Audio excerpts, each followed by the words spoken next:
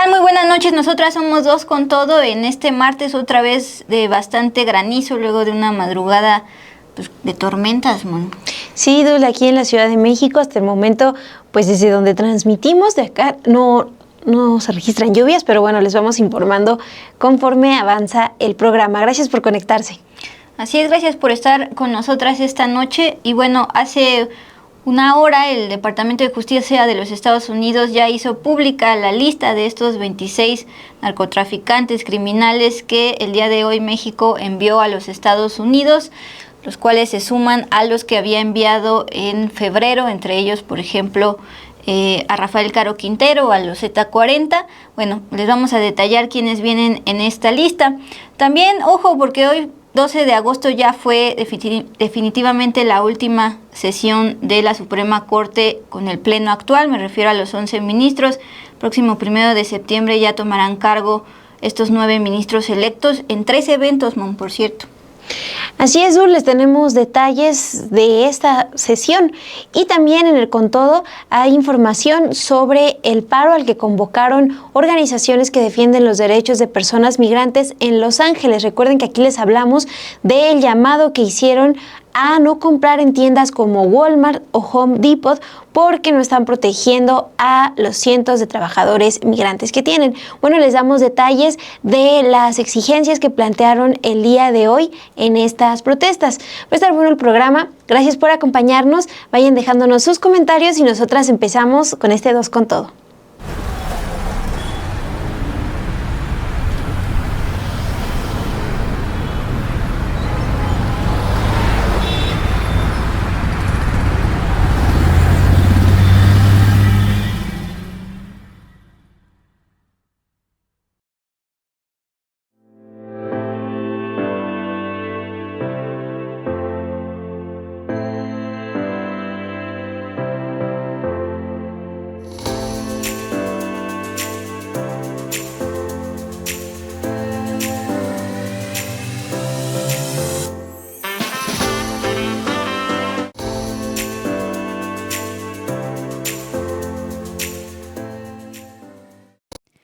Bueno, pues buenas noches. El día de hoy es martes 12 de agosto. La semana pasada Mon les dijo que anotaran en su calendario 2 fechas. Hoy 12 de agosto y también 15 de agosto me parece por la reunión entre Trump y Putin allá en Alaska. Y también, por cierto, la presidenta Claudia Sheinbaum va a estar reuniéndose, pero en Guatemala. Entonces, una semana movida geopolíticamente, pero pues como siempre y antes que nada, saludarlos aquí en el chat. Gracias por estar presentes. María Romero ya dice que está aquí. Gracias, chicas, dice Eliana Gobea, gusto saludarla. María Martínez, doctor Master of Puppet, estaba desde hace rato con los periodistas. También Gerardo Meléndez, gracias. Miguel Ayala, ojo, Miguel Ayala nos ve desde los United States, entonces ahorita les informamos qué pasó en este paro, particularmente en Los Ángeles. Y pues, ¿me das? Sí, Dul. Vamos a arrancarnos mientras sigo también saludando. A Ud Méndez, que no ubicaba, a Gigi, José Juárez Benítez. Gracias por estar. A Laurentino Carvajal también, gracias por conectarse. Y sí, Dul. Pues a darle. Hoy 12 de agosto, a unos días de que todavía finalice este mes, como se había estipulado, la Suprema Corte como la conocemos, con 11 ministros, con 2 salas, con la ministra presidenta Norma Piña, que tomó cargo hace un par de años, pues ya fue su última sesión. La semana pasada recuerden que el ministro a quien veíamos en pantalla, Lainez Potisek, cerró la sesión de la segunda sala entre una voz entrecortada por el sentimiento, y hoy fue pues justamente el cierre ya de todo el pleno, como estamos viendo en pantalla. Como tal no hubo un mensaje, Mon, o pues algún detalle en particular que mostrara que fue la última, pero pues ahí está a la historia. De hecho, la sesión fue vista por muy pocas personas, al menos hasta hace unas horas que se veía, lo cual contrasta con la importancia pues de esta última sesión, luego de la elección judicial el 1 de junio, que renovó pues todo esta Suprema Corte. Sin embargo, dejó una herencia la ministra presidenta Norma Piña, un tanto irónico, porque una de las principales críticas que se le hizo a la Corte por parte de los afines a la 4T es el lujo que tiene la Suprema Corte, un presupuesto de más de 5,000 millones de pesos. Los ministros se ampararon para seguir recibiendo buenas remuneraciones y prestaciones, contrario a la ley de austeridad y demás. Bueno, pues ¿cuál es la herencia que deja el pleno de la ministra presidenta Norma Piña? Bueno, esto lo informa la ministra Lenia Batres, quien pues acostumbradamente ha estado publicando todo lo que sucede en la Suprema Corte, en el pleno, y que ella considera cuestionable. Antes de arrancar la sesión pública, se tardó en arrancar, el pleno votó el anteproyecto de presupuesto para la Suprema Corte del año 2026, esto ya estaba estipulado por la ley, pero aprobó un aumento de 8.1% real, así lo informó en un tuit Lenia Batres. El presupuesto aprobado por la Suprema Corte de Justicia suma 5,869,743,404 pesos. Considera un incremento global de 12.7%, que sería 8.1 real. No obstante que la Secretaría de Hacienda reporta una inflación del 5%. Acuérdense que los aumentos deben ir a la par de la inflación. Después, en este mensaje dice, a pesar de que la ministra Lenia Batres fue electa para conformar el nuevo pleno, ya con 9 ministros, ella votó en contra de este aumento, sobre todo en cuanto a las buenas remuneraciones, y pidió a la nueva Corte asumir una política de austeridad. También votó en contra de asignar remuneraciones superiores al de la figura de la Presidencia de la República. Recuerden que esto es anticonstitucional. Y habló que se aprobó prestación de alimentos para ministros de 65,000 pesos al mes por encima del sueldo. Y además el clásico arrendamiento de vehículos. Ayer hablábamos que los magistrados del Tribunal de Justicia Administrativa también tienen no solo sus vales de gasolina, sino su carrito. También en el caso de los ministros. Esta es la herencia que deja el pleno de la ministra presidenta Norma Piña. Batres lo votó en contra, pero por mayoría se aprobó. Entonces, la ministra Batres dice lo siguiente: esperamos que el nuevo Poder Judicial que ingrese en septiembre asuma una política de racionalidad, austeridad en el gasto presupuestal y suprima estos incrementos injustificados que ni siquiera aplicará la Corte actual, porque la Corte que ya se va no tenía este presupuesto, ahora 8% más. Pues aquí está la posibilidad, dice la ministra Batres, de que cuando tome posesión los nuevos 9 ministros, pues quiten esta herencia, pero decía la ironía de dejar, digamos, ese aumento luego de ser cuestionados por ser una élite dorada. Ahora, también les decíamos que cuando van a tomar posesión los 9 ministros el próximo lunes 1 de septiembre, van a ser 3 eventos. Ahora sí ya está confirmado los detalles de cuáles van a ser y a qué horas van a ser.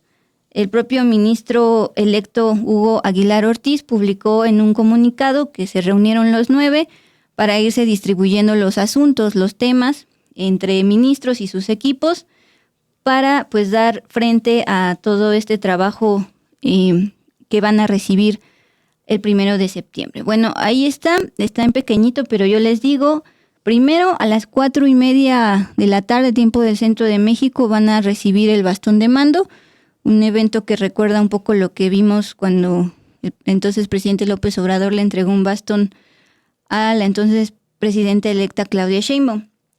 Eso va a ocurrir a las 9:30. Luego, a las 7:30 de la noche, tiempo del centro de México, van a tomar protesta ante el Senado de la República, van a ser, digamos, ratificados.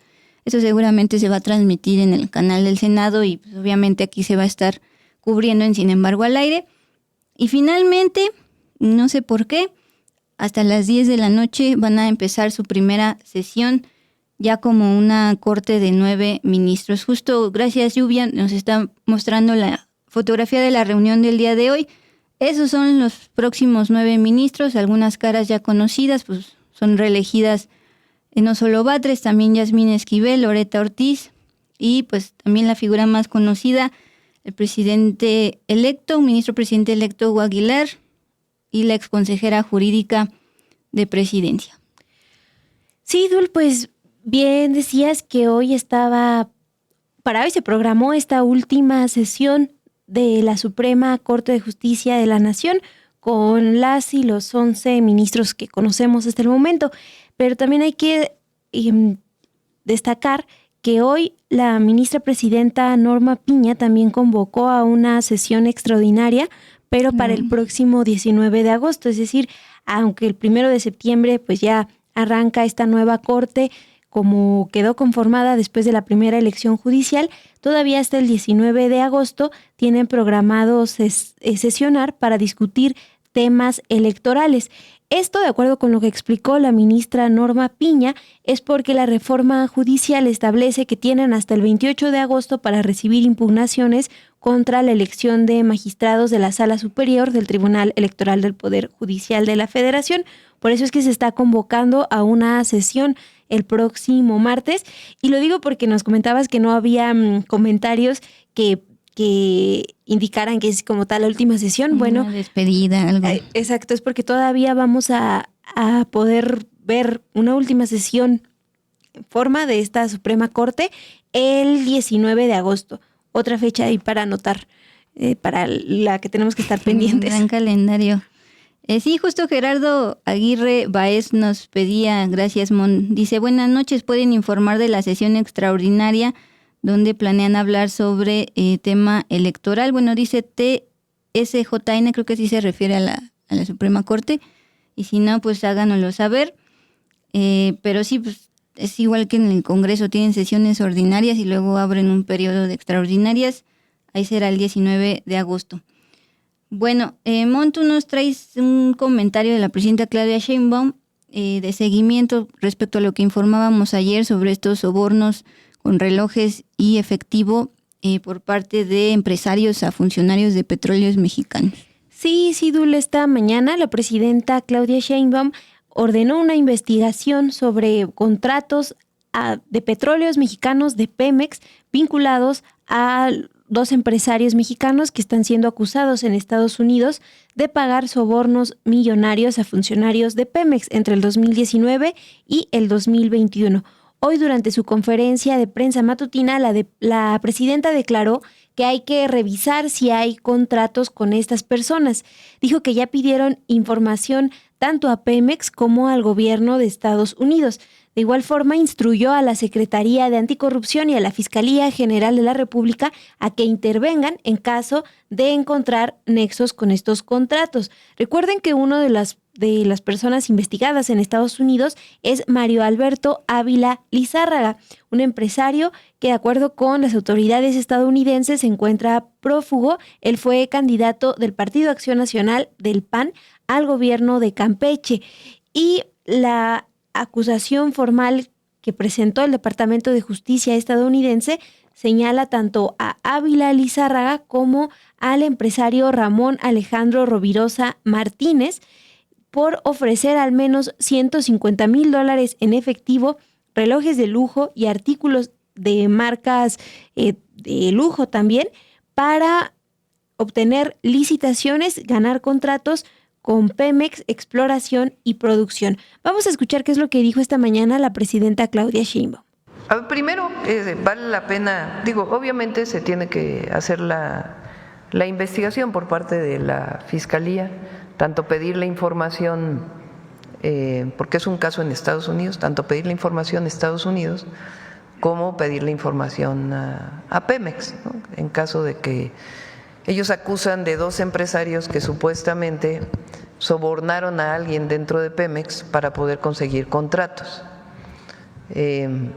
Estas 2 personas, 2 empresarios, tienen residencia en los Estados Unidos. Uno de ellos está detenido y el otro está prófugo.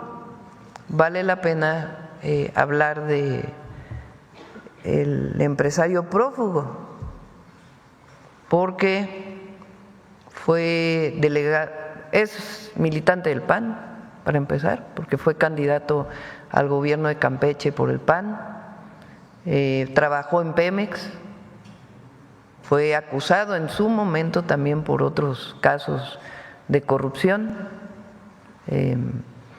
y esta persona es la que hoy está prófuga y está buscada por el gobierno de los Estados Unidos. De todas maneras, nosotros vamos a pedirle la información a Pemex porque presuntamente dicen que hubo algo en el periodo 19-21. Entonces, pues evidentemente tenemos que buscar la información para ver si es que hubo algún contrato relacionado con estas personas, ¿no? Hasta el momento no tenemos la información. Sí, ¿cómo no? Se llama Mario Alberto Ávila Lizárraga.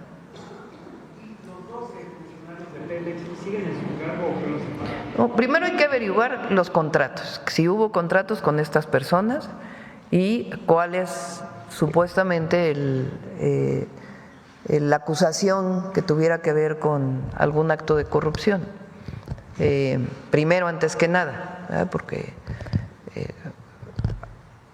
hay que revisar si realmente hubo estos contratos.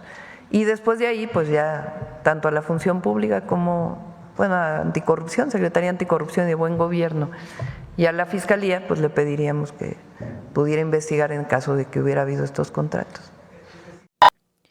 Bueno, y vamos ahora con información acerca de traslados importantes que se registraron desde este martes por la mañana. La Fiscalía General de la República informó que 26 personas que estaban detenidas en distintos centros de privación de la libertad de México fueron entregados a Estados Unidos para ser sancionados en ese país por sus vínculos con el crimen organizado. Recuerden que este es el segundo traslado de personas investigadas por sus nexos con el crimen organizado que realiza México a Estados Unidos desde que inició el gobierno de Donald Trump. La Fiscalía General de la República explicó hoy que esta mañana fueron trasladados a Estados Unidos 26 personas que se encontraban privadas de la libertad en diferentes centros penitenciarios del país que eran requeridas por sus vínculos con organizaciones criminales por tráfico de drogas, entre otros delitos, y de acuerdo con la Fiscalía, representaban un riesgo permanente a la seguridad pública. También lo que informó la Fiscalía es que esta acción pues va de la mano con las labores de coordinación y cooperación con el gobierno de Estados Unidos y que se realizó bajo solicitud del Departamento de Justicia de ese país, que se comprometió a no solicitar la pena de muerte para estas personas detenidas. Así es, Dul. También más tarde, la Embajada de Estados Unidos en México confirmó que entre las personas enviadas a Estados Unidos están personas ligadas al cártel Jalisco Nueva Generación y Sinaloa, quienes también tienen sanciones, tienen investigaciones abiertas en Estados Unidos por narcotráfico, crimen organizado, lavado de dinero y otros delitos. El embajador Ronald Johnson expuso en sus redes sociales que están profundamente agradecidos con la presidenta Sheinbaum y su gobierno por demostrar determinación frente al crimen organizado. Expuso lo siguiente: esta transferencia es un ejemplo más de lo que es posible cuando dos gobiernos se unen contra la violencia y la impunidad. Se supo desde temprano algunos nombres de personas que fueron trasladadas a Estados Unidos, pero antes de iniciar el programa se compartió ya, Adul, una lista de quiénes están entre las personas que fueron enviadas a Estados Unidos. Simón, muy importante ese detalle de que se comprometen a que no va a ser pena de muerte como el primer paquete de 29 capos enviados en febrero sugirió la fiscal Pam Bondi, ya después se echaron para atrás. Pues justamente Lluvia nos estaba proyectando este comunicado del Departamento de Justicia, es la lista completa de los 26 integrantes del cártel de Sinaloa, del cártel Jalisco Nueva Generación y también el cártel Noreste, antes los Zetas. Y en el comunicado el Departamento de Justicia decide enfatizar a Abigail González Valencia, también conocido como Queenie. Los Queenies pues son el brazo financiero del cártel Jalisco Nueva Generación. Dice el Departamento de Justicia, es uno de los líderes de los Queenies, un importante cártel de droga mexicano responsable del tráfico de múltiples toneladas de cocaína desde Sudamérica a través de México y con destino a Estados Unidos. También, por supuesto, está destacando el yerno del Mayo Zambada. Me refiero a Juan Carlos Félix Gastelum, también conocido como el Chavo Félix, un importante líder de célula del cártel de Sinaloa y yerno del ex líder del cártel de Sinaloa, uno de los cofundadores, Ismael El Mayo Zambada.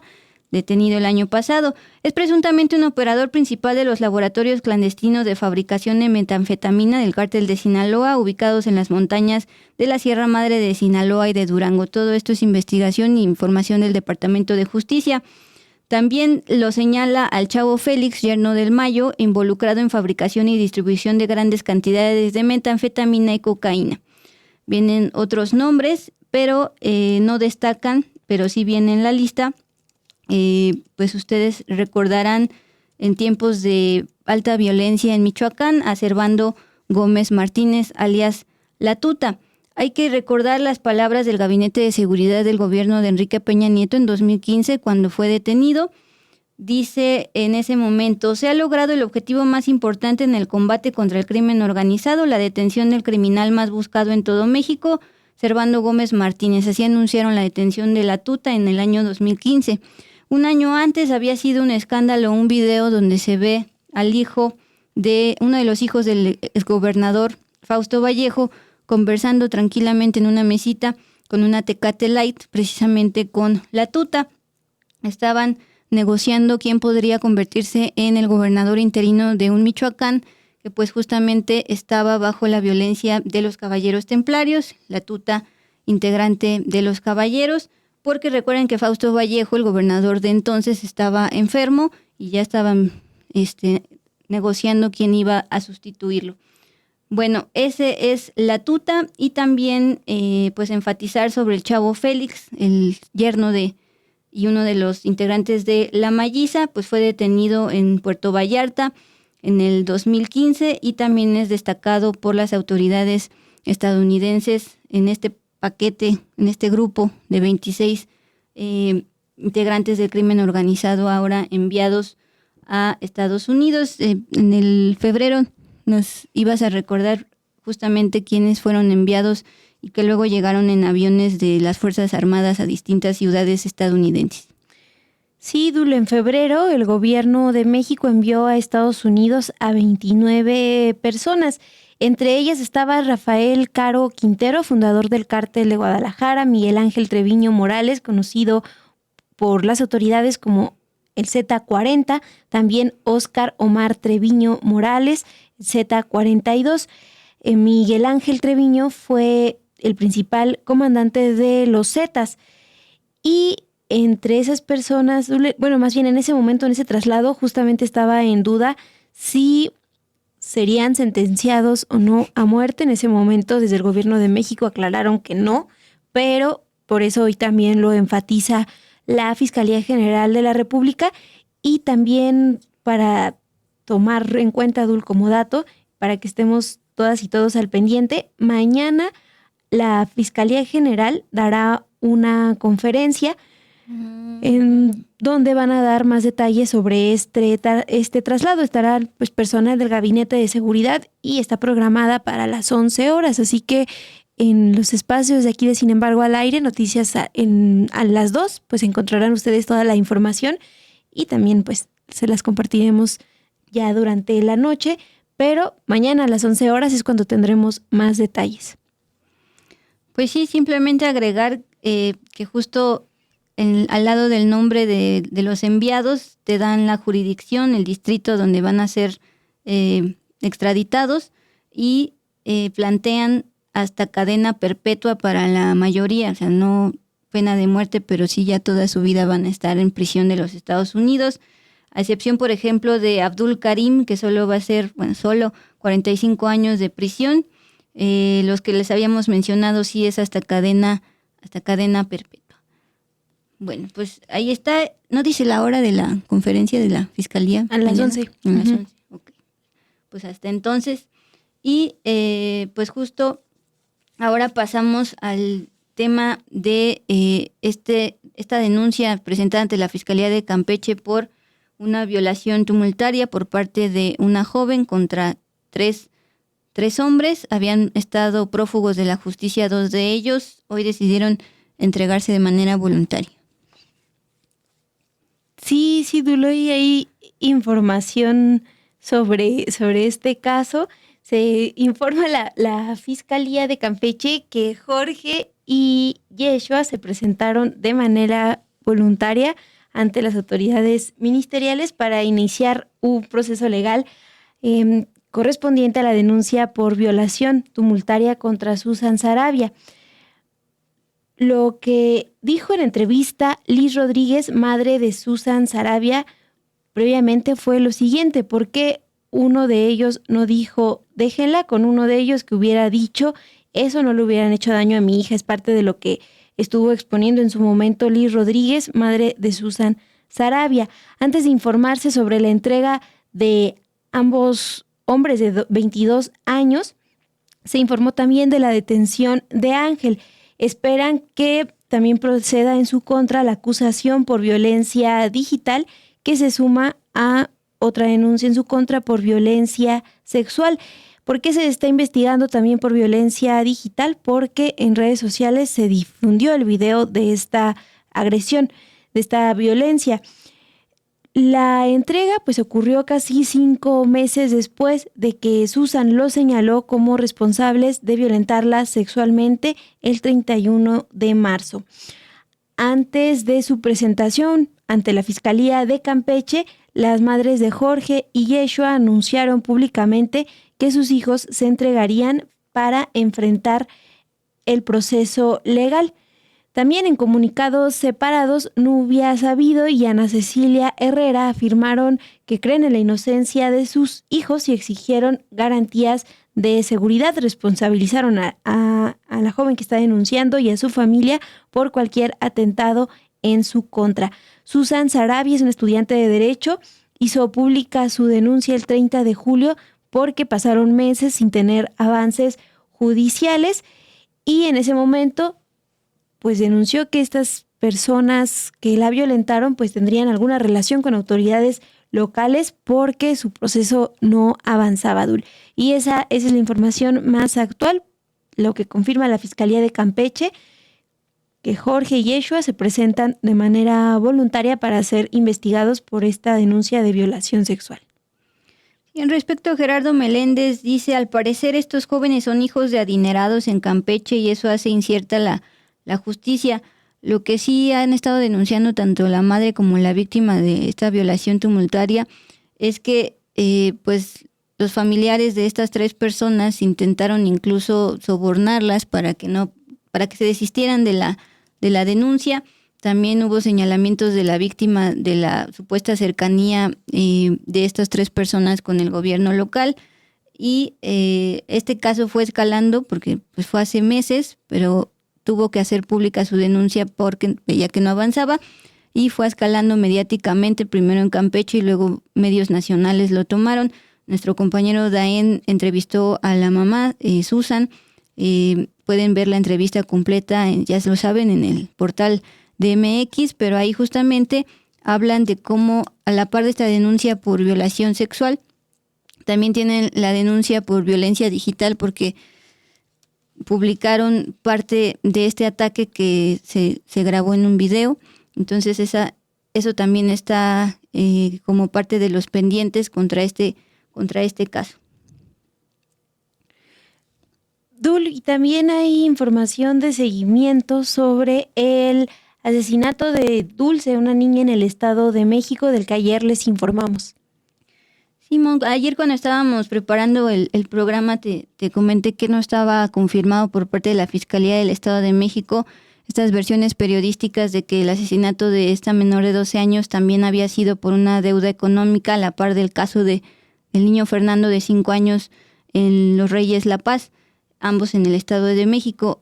Al final de cuentas, ya lo confirma el secretario de Seguridad, no fue por una supuesta deuda económica, más bien una línea de investigación, un móvil, es por narcomenudeo vinculado a la pareja de la mamá de Dulce, esta niña de 12 años que vivía con sus abuelos en una casa de Chalco, Estado de México. Los detalles, escuchémoslo en voz del secretario de Seguridad, Omar García Harfuch. Sí, del lamentable homicidio de la menor de 12 años. La información que se tiene al momento es que la pareja de la mamá de la menor está relacionado con narcomenudeo.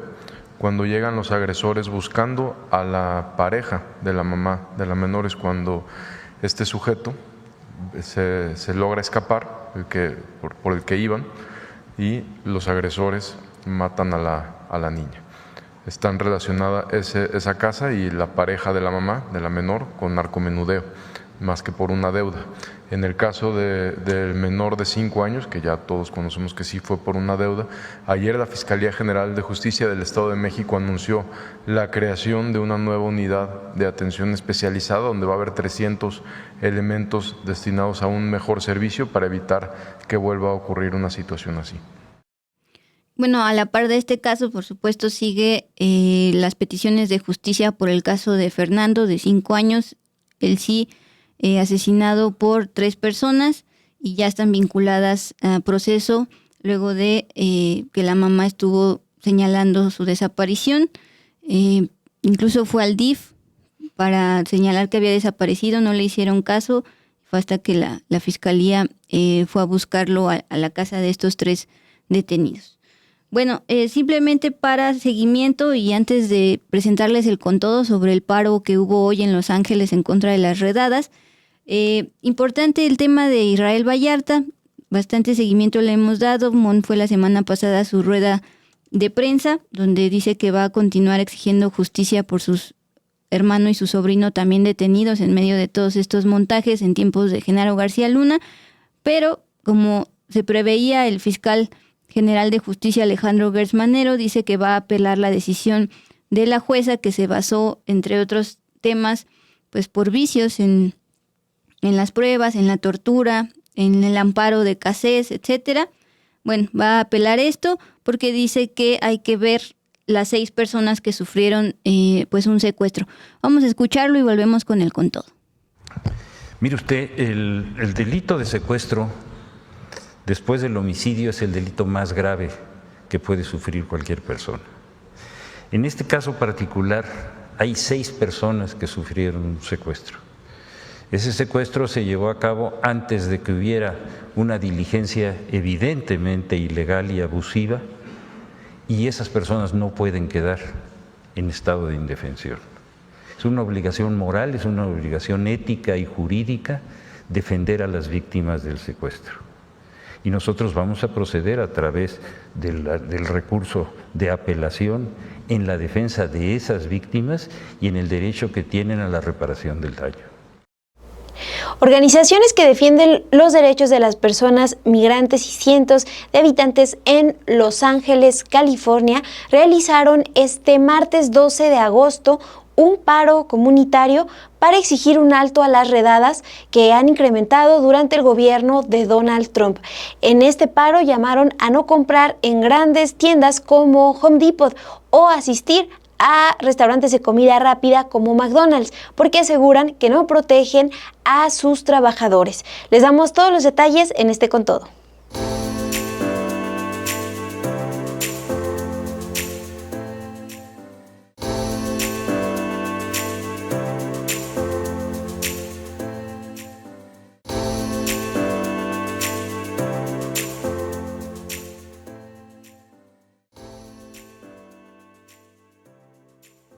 Bueno, desde la semana pasada les informamos que este 12 de agosto grupos de defensores de los derechos de migrantes convocaron a un paro comunitario con el llamado a no comprar en negocios como Home Depot, Walmart, Target, McDonald's y otros restaurantes de comida rápida para protestar en contra de los operativos de agencias federales de migración en Los Ángeles, Estados Unidos. En un comunicado que difundió la Coalición por los Derechos Humanos de los Inmigrantes de Los Ángeles, Jorge Mario Cabrera, que es su portavoz, expuso que estas corporaciones, implícitamente o no, han permitido que sus instalaciones se utilicen como lugares donde agentes federales violaron los derechos de trabajadores y han infligido dolor y terror en comunidad y en las familias. Durante esta protesta que se realizó este 12 de agosto, una protesta que fue convocada no solo por la Coalición por los Derechos Humanos de los Migrantes en Los Ángeles, sino también por el Centro de Recursos Centroamericanos de Los Ángeles, el Centro de Trabajadores de la Costura y el Sindicato Internacional de Empleados de Servicios, local 721. Bueno, durante esta protesta se concentraron en el Parque MacArthur, un espacio al que acuden cientos de familias. Ahí activistas dieron distintos mensajes en donde exigieron a las autoridades dejar en libertad a las y los migrantes detenidos por el Servicio de Control de Inmigración y Aduanas, el ICE por sus siglas en inglés. Esto para que puedan regresar con sus familias. Vamos a escuchar cuál fue el mensaje que dio hoy Marta Arévalo. Ella es directora del Centro Centroamericano de Recursos en Los Ángeles. Estamos aquí para decir que la misión de esta administración y de estas instituciones federales como ICE fracasó. La misión era aterrorizar nuestra comunidad, a que perdiéramos la esperanza, pero no la hemos perdido. No hemos perdido la esperanza y vamos a seguir la lucha. Vamos a seguir la lucha hasta el final, hasta que consigamos ciudadanía y más para todos. Y también le queremos mandar un mensaje a estas corporaciones que no han dicho nada en apoyo a sus clientes y a su comunidad. Que en lugar de eso dejan que las autoridades federales entren a sus tiendas, a su propiedad privada, a los estacionamientos, para que aterroricen a nuestra gente y los secuestren y se los lleven con mucha violencia. Le queremos mandar un mensaje a estas corporaciones que hoy no vamos a comprar en sus tiendas. No vamos a gastar nuestro dinero que trabajamos para conseguirlo en sus tiendas y en sus negocios. No vamos a ir a restaurantes de comida rápido, a donde explotan a los trabajadores migrantes. Queremos mandar ese mensaje que nosotros tenemos poder y esperanza y nunca nos lo van a quitar. Nosotros somos América. Nosotros somos lo que hacemos América grande, un gran país. Y vamos a seguir luchando y no nos vamos a dar por vencido. Bueno, importante este mensaje que da Marta Arévalo porque enfatiza que estas corporaciones a las que llamaron a no comprar no han dicho, no han hecho lo suficiente para apoyar a sus clientes y a la comunidad migrante que trabaja en estas empresas y bueno, que les ayuda a generar todos los días recursos. Los grupos comunitarios que participaron en este paro pidieron comprar a los vendedores ambulantes locales que dependen de sus ventas para solventar sus gastos prioritarios, pero que no están saliendo a las calles ante el temor a ser detenidos en estas redadas. El paro se convocó para mostrar la influencia económica que tienen las y los migrantes en Los Ángeles. Además, como les decíamos, para exigir al ICE que detenga estas redadas en los centros de trabajo. El 6 de agosto, la semana pasada, la patrulla fronteriza de Estados Unidos realizó una redada cerca de una tienda de Home Depot en Los Ángeles. Ahí los agentes llegaron en un camión de transporte de una compañía llamada Penske y ahí pues utilizaron este camión para traer a trabajadores. En esa ocasión se informó de la detención de más de 10 personas. Y es importante señalar que las detenciones de trabajadores migrantes continúan, aun cuando a mediados de julio en California una jueza emitió una orden que prohíbe al gobierno federal continuar con las redadas en las que se está arrestando a personas basándose en su color de piel o su idioma. Y esto lo determinó una jueza en respuesta a una demanda que presentaron personas afectadas y organizaciones en la que denunciaron justamente el perfil racial de estos operativos. Esta tarde, entre los pronunciamientos que se escucharon está el de Angélica Salas. Ella es directora de CHIRLA, que es esta coalición por los derechos humanos de los migrantes en Los Ángeles. Vamos a escuchar qué es lo que menciona porque justo hace referencia a las órdenes que han ganado para evitar las redadas. Le decimos a esta administración, todo tu odio no nos parará. Todos sus agentes federales no nos van a parar, porque nosotros somos un pueblo que lucha por su gente. Estamos aquí porque nosotros ganamos una demanda en las cortes.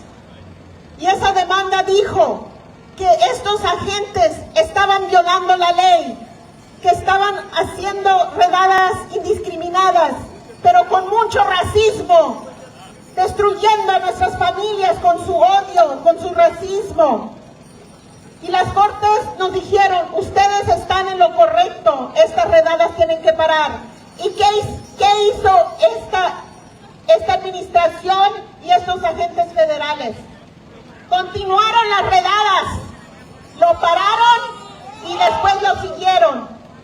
Entonces nosotros estamos aquí para decirles, nosotros no vamos a dejar que violen nuestros derechos constitucionales y civiles. Estamos dispuestos a tomar las calles de una manera pacífica, pero aquí estamos y no nos vamos.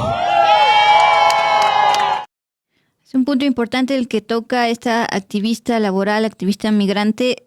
Justo esto fue en Los Ángeles, este paro en el estado donde pues, a nivel judicial han ordenado parar las redadas por parte de ICE, por parte de agentes federales, incluso en su momento hubo marines, pero aún así denuncian que es papel muerto, siguen las redadas. Semana pasada, pues justo un camión de Home Depot y están diciendo, directa o indirectamente, están siendo cómplices estas empresas y grandes corporaciones, a pesar de que muchos migrantes trabajan en estas empresas. Gracias por sus comentarios, dice Nehemías A., pues como tal pone la bandera de México y fuerza. Dice Hugo González, vivan los paisanos nacionalizados, inmigrantes. Esto ya no da para más, Trump ya no puede más con esto, comenta Ilena Gubea, y todavía ni siquiera cumple un año de este segundo mandato. Pero pues a la par también sus niveles de desaprobación han aumentado estos últimos meses, pero más allá pues de eso, la secretaria de Seguridad, Kristi Noem, sigue reclutando personas para que se unan a ICE y tengan más personas para cometer estas crueles redadas. Bueno, a lo largo de este meeting que transmitieron justamente por sus redes sociales estos grupos, también se pudo ver a David Huerta, justamente en el movimiento migrante, es una figura conocida. Y ojo, porque él fue detenido en junio pasado, solo liberado porque al ser conocido metieron presión en protestas, pero él está pidiendo pues justamente respeto a la mano de obra y, como hemos escuchado a las otras activistas, asegura que van a seguir luchando. El pueblo unido jamás será vencido. El pueblo unido jamás será vencido. El pueblo unido jamás será vencido. Mira, compañeros, esta lucha es nuestra. La unidad de nuestro pueblo es lo más importante en este momento, porque el pueblo unido jamás será vencido. Y este pueblo unido estamos luchando por nuestros vecinos, estamos luchando por nuestras familias, estamos luchando por nuestras comunidades, estamos luchando por el inmigrante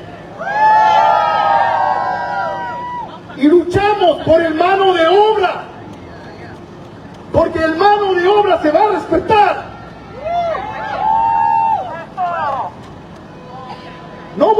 Yo voy a decir algo.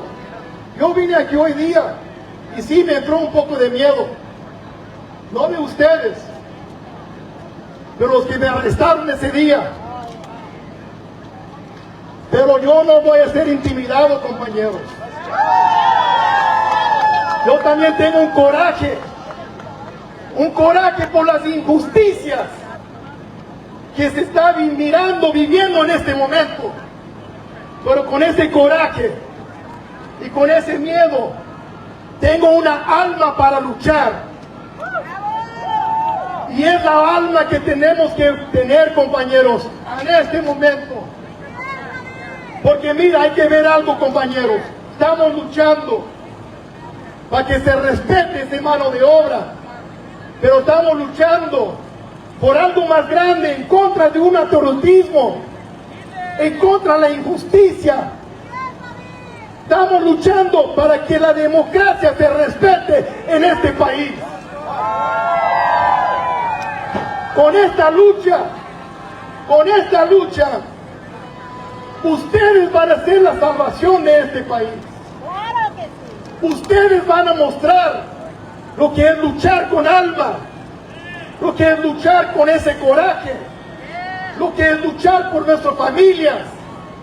Y vamos a mostrarles a todos, porque nos están escuchando, compañeros. Yo he tenido el privilegio de ir por muchas partes de este país y todos quieren saber cómo está Los Ángeles. Y yo siempre les digo, Los Ángeles tiene coraje y Los Ángeles tiene alma y Los Ángeles va a seguir luchando. Pero es nuestra lucha, compañeros. Es la lucha de todos. No importa su color, no importa su idioma, no importa las diferencias que tenemos, porque nuestras diferencias es nuestro poder. Y tenemos que unirnos en este tiempo en contra de los que nos quieren hacer daño. Y unidos, compañeros, vamos a ganar. ¿Se puede? ¡Sí se puede! ¡Sí se puede! Mr. Caliban dice: viva nuestros hermanos migrantes, bandera de México, un taquito. María Ávila, 1982, fuerza a toda la comunidad migrante, su dignidad y la nuestra están en la lucha y también resistencia, pues justo vaya resistencia de estos migrantes trabajadores respecto al primer mandato de Trump. Ahora pues las redadas son más propagandísticas, más crueles y también pues más todo. Vamos a escuchar a otro caso de un trabajador que también fue detenido. Él fue detenido en junio por ICE en su área de trabajo. Él dice como tal: esa pesadilla no se la deseo a nadie. Actualmente todavía tiene un grillete en el pie y pese al miedo asistió a este meeting como parte de todo un paro contra las empresas que son cómplices de estas redadas. Mi nombre es Pablo Cabacha, vivo del Distrito 9 y soy miembro de ACE. ¿Where's ACE's member? ¿Dónde están los miembros de ACE? Allá escondidos. Ok, el 6 de junio de 2025 fui arrestado por inmigración en mi lugar de trabajo. Estuve encerrado 1 mes y 3 días. Esa pesadilla no se lo deseo a nadie. A través de ese fue afectado mi vivienda. Ahora no puedo trabajar y traigo un grillete en el pie. Estas redadas tienen a nuestra gente no trabajando por miedo a salir en las calles. Ahora no podemos pagar la renta, mucho menos incrementar la renta. Y aún más, con los cortes al sistema de salud y programa de bajos recursos, esa va a empeorar nuestra economía. Por eso, lo menos que pueden hacer al Consejo de Los Ángeles es estabilizar la renta y que no suba más del 3%. Pedimos una fórmula más justa a aumentar el alquiler. Muchos de nosotros, de los que fuimos afectados y personas de bajo recurso, no pueden cubrir estos gastos. Pedimos que agendicen y apoyen la campaña del control de renta del 0% al mínimo 3%, máximo de incremento. Es hora de que el Consejo actualice el formulario de aumento de alquiler para proteger mejor a los inquilinos y promover la estabilidad de viviendas. Le pedimos e invitarlos a llamar al presidente del concilio, Marquis Harris Dawson, porque aún no nos ha dado su apoyo para que no suban la renta de un más del 3%. El verdadero santuario significa mantener a las personas en sus hogares, a salvo del acoso, del desalojo y la amenaza de deportaciones. La fórmula de estabilización de alquiler de Los Ángeles está rota y todos estamos pagando las consecuencias. Es hora de arreglarla. Bueno, pues esta es parte de los mensajes que se escucharon el día de hoy en Los Ángeles, en este paro al que convocaron organizaciones que trabajan por los derechos de las personas migrantes, pero también otros trabajadores que ya escuchábamos hace unos momentos. Pues retomo aquí algunos comentarios que nos deja Nul. Isabel nos dice: ¿por qué estar en un país que no te quiere? Bueno, hay que recordar que es un derecho el migrar, el irse a otro lugar para buscar unas mejores condiciones de vida, de trabajo. Entonces, más bien el foco está en por qué se está tratando de esta manera a las personas que están migrando y también considerando, Dul, que aportan bastante a la economía de Estados Unidos. Tanto les importa su dinero, bueno, pues también aportan bastante a esa economía y por eso la importancia de garantizar que se respeten sus derechos. También nos dice Michacal, dice, hermanos migrantes y mexicanos, este boicot debería durar más de un solo día. Bueno, pues este es el llamado que están haciendo los migrantes y también lo que han dicho es que es una protesta que piensan replicar en más ocasiones durante lo que falta de este 2025. Pues aquí está esta propuesta que hace, que nos dejan acá en el chat de replicarlo durante el año. Entonces, gracias por sus comentarios, Dul. Y también están pidiendo en otras ciudades, Hugo González, fue un acto histórico que se repita en más ciudades. Pues recuerden el día de su cumpleaños de Donald Trump, le hicieron pues su regalo a la par de este desfile militar que él tanto estaba esperando y organizando. Pues en un montón de ciudades salieron a marchar en general contra todas sus políticas arancelarias, migratorias y en general pues este personaje que es. Mon, ahora sí vámonos al cierre. Es importante reportar lo que ocurrió esta noche en el Ángel de Independencia de la Ciudad de México, aprovechando también que nuestra compañera Romina Gándara estuvo ahí. Sí, Dul, vamos con esta información que preparamos al cierre.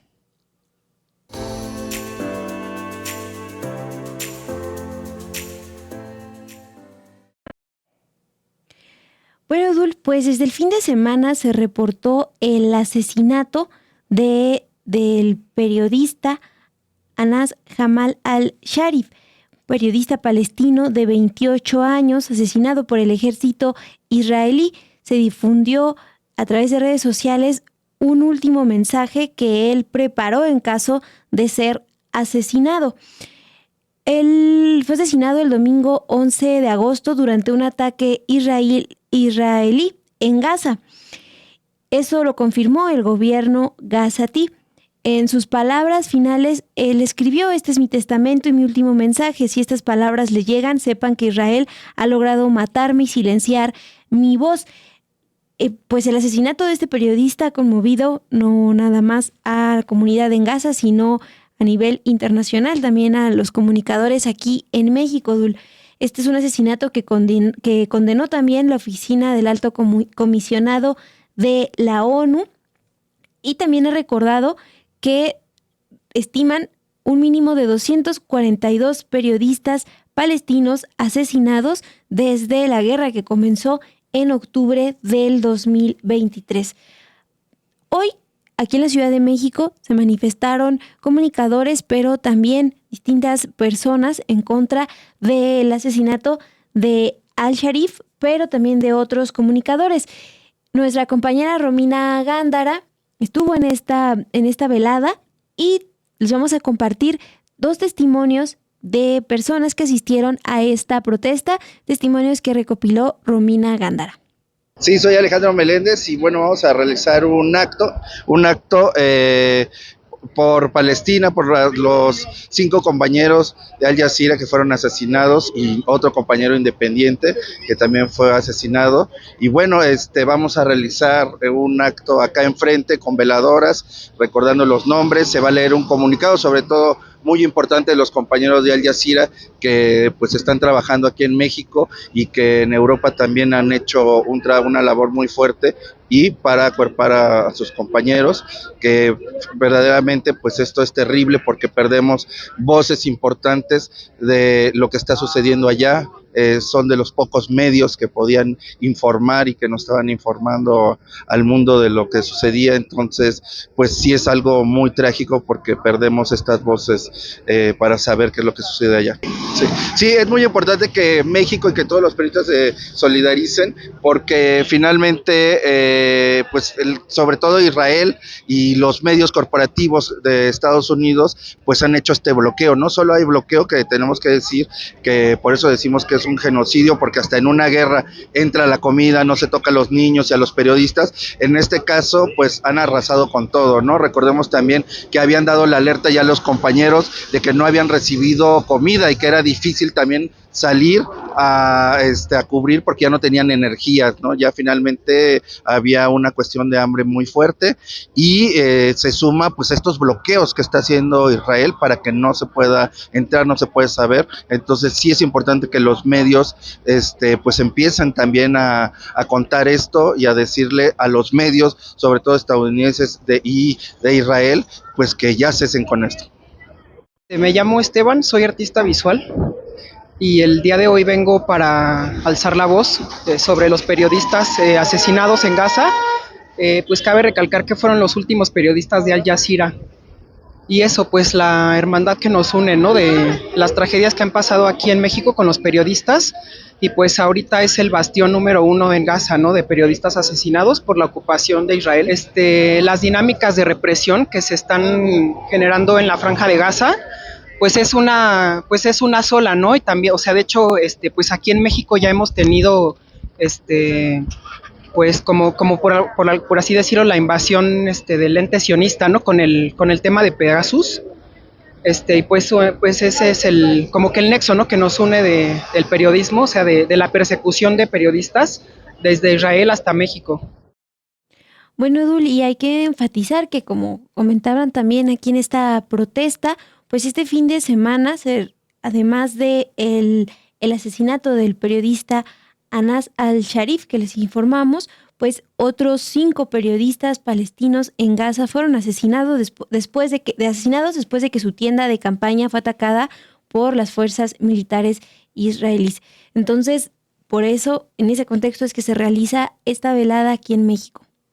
Estas fotografías que nos envía Romina Gándara desde justo esta protesta, también justo estábamos hablando de boicot a las empresas. También mucho se ha hablado de boicotear a las empresas que apoyan directa o indirectamente a Israel, que está cometiendo genocidio en Gaza. Por ejemplo, la fotografía que manda, una de las fotografías que envía Romina, se ve a una protestante cargando un cartel que dice empresas genocidas, sabor genocidio, y es un vaso de una marca de una cafetería pues también muy, muy conocida, que le vende muy caro, y atrás también de la Coca-Cola. Entonces es también una forma de protestar, tanto lo hacen los migrantes por su causa, y también pues la ciudadanía aquí en México y también en otros países para protestar y manifestar su rechazo a Israel y estas empresas que apoyan directa o indirectamente. De parte de México es Cemex, por ejemplo. Sí, Dul, pues ahí está la información que comparte esta noche nuestra compañera Romina Gándara.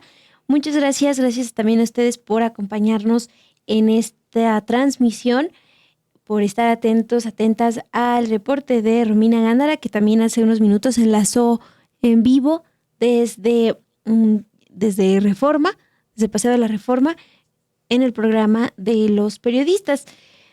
Pues Dul, ya nos vamos a despedir, los vamos a dejar con un video de la agencia Deutsche Welle que recopila justamente esta polémica por el plagio de Adidas a los guaraches de Oaxaca. Que ya se disculpó Adidas y no sé qué. Sí, el diseñador y todo, pero el daño está hecho. Sí, la exigencia de dejar de apropiarse de los diseños mexicanos, pues también continúa. Con esa información nos vamos a despedir. Gracias por dejarnos acá sus comentarios. A Gerardo Meléndez, que nos envió un superchat, al que le agradecemos. A Eduardo Cardoso, que está aquí escribiéndonos. Ileana Gobea, Luis Brandeburi, que también estuvo escribiendo. Elimer. Pues sí, muchas gracias por conectarse. Ya saben que nos vemos mañana aquí. Como que le agarraron su celular a Adela, porque está poniendo emojis. Yo vi que pusieron sandías, pues cuando estábamos informando. Sí, pero aquí está extraño. Bueno, gracias, Nigüey. Y aquí aprovecho que estaba la productora Ilse García, también acá anda Pau y Lluvia Hernández. Vámonos a Mumir.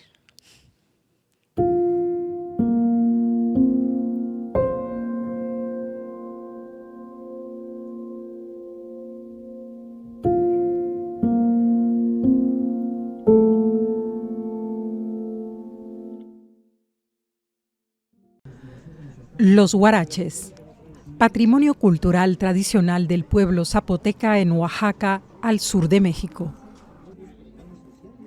La localidad de Hidalgo, Yalalac, se considera la cuna de estas sandalias de piel trenzadas a mano, una tradición que garantiza el sustento de muchas familias.